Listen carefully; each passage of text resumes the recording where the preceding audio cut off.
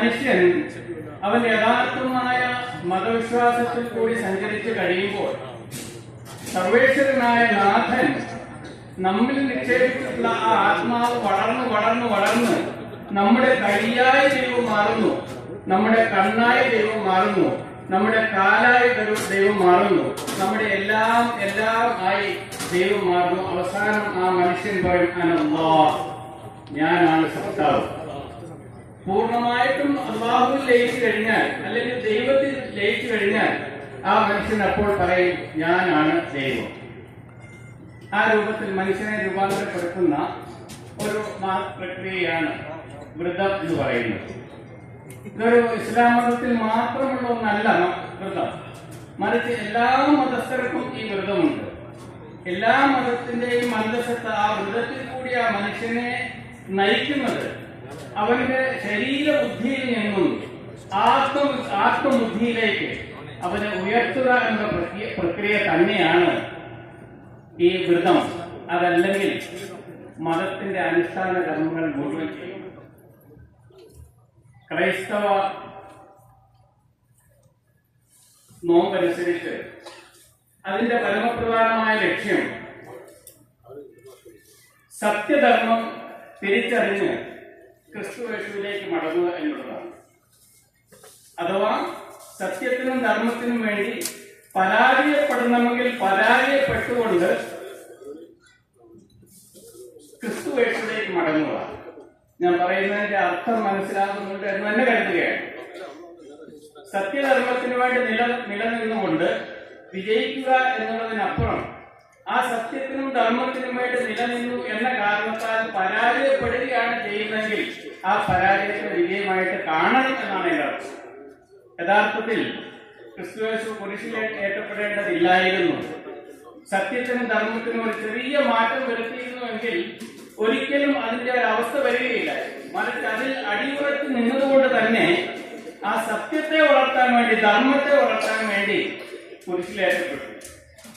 അത് വ്രതത്തിന്റെ വലിയൊരു ലക്ഷ്യമാണ്. ഇനി ഹൈന്ദവ വിഭാഗത്തിലേക്ക് നാം നോക്കിയാൽ അവിടെയും നമുക്ക് വ്രതം ഉണ്ട്. അത് ഒരു പരിധി വരെ ഇസ്ലാമിക വ്രതത്തോട് യോജിക്കുന്നു എന്നുകൂടി കാണാൻ കഴിയും. നാം ഒരുപാട് ക്ഷേത്രങ്ങളിൽ പോയവരുണ്ടാകാം. ഈ കൂട്ടത്തിൽ കേരളത്തിനകത്തും പുറത്തുമുള്ള ക്ഷേത്രങ്ങളിൽ പോയവരുണ്ടാകാം.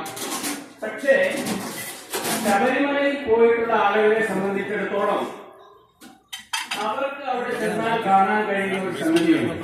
അത് മറ്റൊരു ക്ഷേത്രത്തിൽ ചെന്നാൽ കാണാൻ പറ്റാത്ത ഒരു കാഴ്ച ശബരിമലയിൽ ചെല്ലുന്ന ആളുകൾക്ക് കാണാൻ കഴിയും. ആ ഒരു കാഴ്ച കാണുന്നതിന് മുമ്പ് ഹൈന്ദവ ആചാരപ്രകാരം ഒരുപാട് കാര്യങ്ങൾ ചെയ്യേണ്ടതുണ്ട്. രുദ്രാക്ഷന്മാരെ ധരിക്കുകയും അതിനുവേണ്ടി വ്രതമെടുക്കുകയും പിന്നീട് 18 പടികൾ കടന്ന് ആ തിരുക്കോവിലിൽ എത്തിയതിനു ശേഷമാണ് ആ കാഴ്ച കാണാൻ കഴിയുന്നത്. യഥാർത്ഥത്തിൽ അവിടെ ഒന്നും കാണാനില്ല. ആ കോവിലേക്ക് ചെന്ന് കഴിയുമ്പോൾ അവിടെ എഴുതി വെച്ചിരിക്കുന്ന ഒരു സംഗതി തത്വമസി. നീ ആരെയാണോ തേടി വന്നത് അത് നീ തന്നെയാകുന്നു എന്നുള്ളതാണ്. ആരെയാണോ നീ ഇത്രയും പടികൾ ചവിട്ടി, ഇത്രയും നോമ്പനുഷ്ഠിച്ച്, ഇത്രയും വ്രതമെടുത്ത് കഷ്ടപ്പെട്ട് നീ ഇവിടെ വന്നിട്ടുള്ളത് അത് നീയാകുന്നു എന്നുള്ളൊരു സന്ദേശമാണ് അവിടെ നമുക്ക് കാണാൻ കഴിയുന്നത്. മറ്റൊന്നുമില്ല. പക്ഷേ ആ ഒരു വാചകം യഥാർത്ഥത്തിൽ എഴുതപ്പെട്ടിട്ടുള്ളത് അവിടെ മാത്രമായത് എന്തുകൊണ്ടാണ് എന്നതാണ് നാം ചിന്തിക്കേണ്ടത്.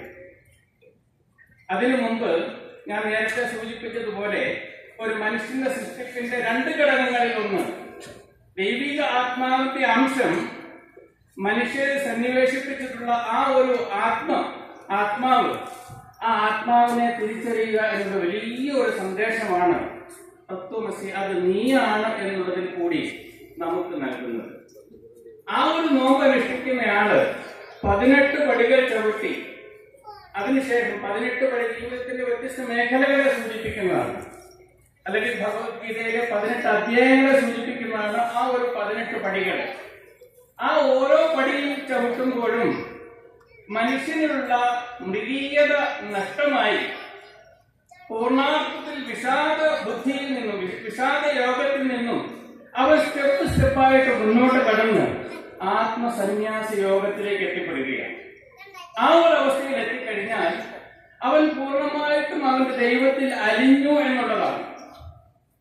അങ്ങനെ അലിഞ്ഞു കഴിയുമ്പോഴാണ് അവിടെ നിന്നും അത് നീയാണ്, എന്നെ ആരെയാണോ നീ തേടി വന്നത്, നിന്റെ പരമേശ്വരനായ നിന്റെ ദൈവത്തെ അല്ലെങ്കിൽ ശ്രീ അയ്യപ്പനെയാണ് നീ കാണാൻ വന്നതെങ്കിൽ അത് നീ തന്നെയാണ് എന്ന് തിരിച്ചറിയണമെങ്കിൽ അതിന് മുമ്പുണ്ടായിരുന്ന ആ 18 പടികളും കടക്കുക തന്നെ വേണം.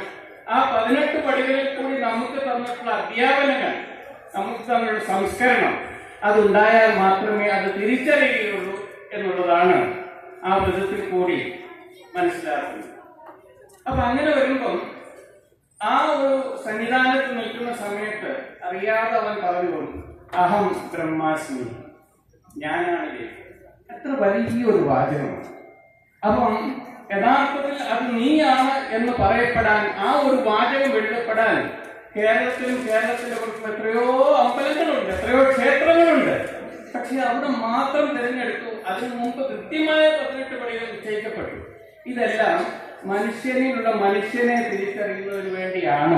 അഥവാ നീയാണ് മനുഷ്യൻ എന്നുള്ള ആ ഒരു സന്ദേശം അത് നമുക്ക് നൽകുന്നതിന് വേണ്ടി. അതേ സന്ദേശം തന്നെയാണ് ഈ പരിശുദ്ധമായ നോമ്പിൽ കൂടി മുസ്ലിം സമൂഹത്തിന് നൽകുന്നത്. ആ ഒരു നോമ്പിന്റെ പൂർണ്ണമായ ചിട്ടവട്ടങ്ങൾ പാലിച്ചുകൊണ്ട് അവൻ നോമ്പ് അനുഷ്ഠിച്ചു കഴിയുമ്പോൾ അവൻ സ്വയം പരിശുദ്ധനാകുന്നു എന്ന് മാത്രമല്ല, അവൻ അവസാനം പറയുന്നു, അനല്ലാഹ്, ഞാനാണ് സൃഷ്ടാവ്. ഞാനാണ് സൃഷ്ടാവ് എന്ന് പറഞ്ഞാൽ യഥാർത്ഥ സൃഷ്ടാവ് എന്നല്ല കേട്ടോ അതിന്റെ അർത്ഥം. മറിച്ച് എന്നെ ഏതൊരു ആത്മാവിന്റെ അംശമാണ് എന്നിൽ ഊതിയിട്ടുള്ളത്, ആ ആത്മാവിന്റെ അംശം പൂർണ്ണമായിട്ടും എന്നെ തിളങ്ങിക്കഴിഞ്ഞു എന്നർത്ഥം.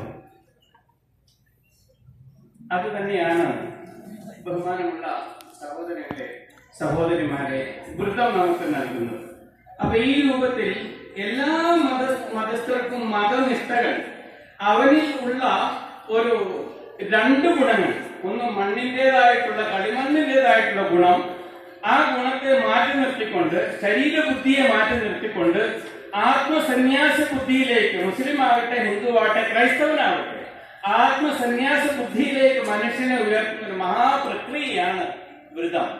ആ വ്രതത്തിന്റെ കാലഘട്ടത്തിലാണ് ഞാനും നിങ്ങളും ഇന്നുള്ളത്. ബഹുമാനമുള്ള സഹോദരങ്ങളെ, നാം ഒന്ന് ആലോചിച്ച് നോക്കുക. യഥാർത്ഥത്തിൽ ഇന്ന് മതം എന്തിനാണ് നമ്മൾ ഉപയോഗിക്കുന്നത്? മതം എന്താവശ്യത്തിനാണ് നാം ഉപയോഗിക്കുന്നത്? മതം ഇല്ലാതെ വരുന്ന സാഹചര്യത്തിൽ അവന്റെ സ്വന്തം പിതാവ് മാതാവ് ആരാണെന്ന് അറിയാൻ കഴിയുന്നില്ല. മതബോധം നഷ്ടത, അതായത് ശരീരബോധം മാത്രമാണ് ഒരു മനുഷ്യനിൽ ഉള്ളതെങ്കിൽ അവന്റെ മാതാവിനെ തിരിച്ചറിയാതെ വരുന്നു, അവന്റെ കുഞ്ഞനിനെ തിരിച്ചറിയാതെ വരുന്നു, അവന്റെ വെല്ലുമ്മയെ തിരിച്ചറിയാതെ വരുന്നു. ചുറ്റിക വെച്ചെങ്കിലും അടിച്ചു കൊല്ലാൻ പര്യാപ്തമാകുന്ന രൂപത്തിലേക്ക് മനുഷ്യൻ തരം താഴ്ന്നു പോകുന്ന ഒരവസ്ഥ, അത് യഥാർത്ഥത്തിൽ മതബോധം നമ്മളിൽ ഇല്ലാത്തത് കൊണ്ടാണ് എന്ന് തിരിച്ചറിയുകയും ഈ വിശുദ്ധമായ ഈ റമദാനിന്റെ സന്ദേശം, വ്രത സന്ദേശം, അത് ഹൈന്ദവരുടെ വ്രതമാകട്ടെ, മുസ്ലിം വ്രതമാകട്ടെ, ക്രിസ്ത്യാനികളുടെ വ്രതമാകട്ടെ, ഏത് വ്രതമായിരുന്നാലും ആ വ്രതം നമുക്ക് നൽകുന്ന സന്ദേശം മനുഷ്യബുദ്ധിയെ മാറ്റി നിർത്തിക്കൊണ്ട് ആത്മബുദ്ധിയെ വളർത്തിയെടുക്കാനുള്ള, യഥാർത്ഥ സൃഷ്ടാവിലേക്ക് ചെന്നു ചേരാനുള്ള ഒരു സന്ദേശമായിരിക്കണം നമ്മുടെ വ്രതം നമുക്ക് നൽകേണ്ടതെന്ന് മാത്രം ഈ സന്ദർഭത്തിൽ ഓർമ്മിപ്പിക്കുകയും അതോടൊപ്പം തന്നെ നമുക്ക് കിട്ടിയിട്ടുള്ള ഈ സ്നേഹവും സൗഹാർദ്ദവും ഏത് നിമിഷവും നമുക്ക് നഷ്ടപ്പെടാം. ഒരു ബൾബ് ഫീസാകുന്ന അതേ അവസ്ഥയിൽ മനുഷ്യൻ നഷ്ടപ്പെട്ടു പോകാം. ഒരു സൂചിയാണ് ഒരു മനുഷ്യൻ ഉണ്ടാക്കുന്നതെങ്കിൽ ആ സൂചിക്ക് ഇത്ര കാലയളവ് അതിന് ഗ്യാരണ്ടി ഉണ്ട് എന്ന് കൃത്യമായിട്ട് പറയാൻ കഴിയും. പക്ഷെ ആ സൂചി ഉണ്ടാക്കിയ മനുഷ്യനെ സംബന്ധിച്ചിടത്തോളം അവൻ എത്ര സമയം ഉണ്ടാകും എന്ന് ഒന്നും പ്രവചിക്കാൻ കഴിയില്ല. അതുകൊണ്ട് തന്നെ നാം മരണപ്പെട്ട് കഴിഞ്ഞാൽ പിന്നീട് വരുന്ന തലമുറയ്ക്ക് നമ്മുടെ സന്ദേശം നമ്മുടെ സുഹൃതങ്ങളിൽ കൂടിയാകണം. അതൊരു നല്ല മനുഷ്യനായിരുന്നു, ഒരു മനുഷ്യസ്നേഹിയായിരുന്നു എന്ന് പറയപ്പെടുന്ന ഒരവസ്ഥയിലേക്ക് നമുക്ക് ഉയരാൻ കഴിയണം. അതിനുവേണ്ടി പ്രിയപ്പെട്ട എൻ്റെ സഹോദരങ്ങൾ, സഹോദരിമാർ, കുഞ്ഞനുജന്മാർ, കുഞ്ഞനുജത്തിമാർ എല്ലാവരും അതിനുള്ള ഒരു തയ്യാറെടുപ്പുണ്ടാകണം. കഴിയുന്നത്രയും സ്നേഹം കൊടുത്ത്, സ്നേഹം വാങ്ങി, സ്നേഹിച്ച്, സഹകരിച്ച്, സഹജീവികളെ അറിഞ്ഞ് അവരുടെ പ്രയാസങ്ങൾ മനസ്സിലാക്കി അവരോട് ചേർന്ന് നിൽക്കാനുള്ള ഒരു വലിയ സന്ദേശം മാത്രം ഈ സന്ദർഭത്തിൽ നൽകിക്കൊണ്ട് എന്റെ വാക്കുകൾ ഉപസംഹരിക്കുന്നു. അസ്സലാമു അലൈക്കും വറഹ്മത്തുള്ളാഹി വബറകാതുഹു.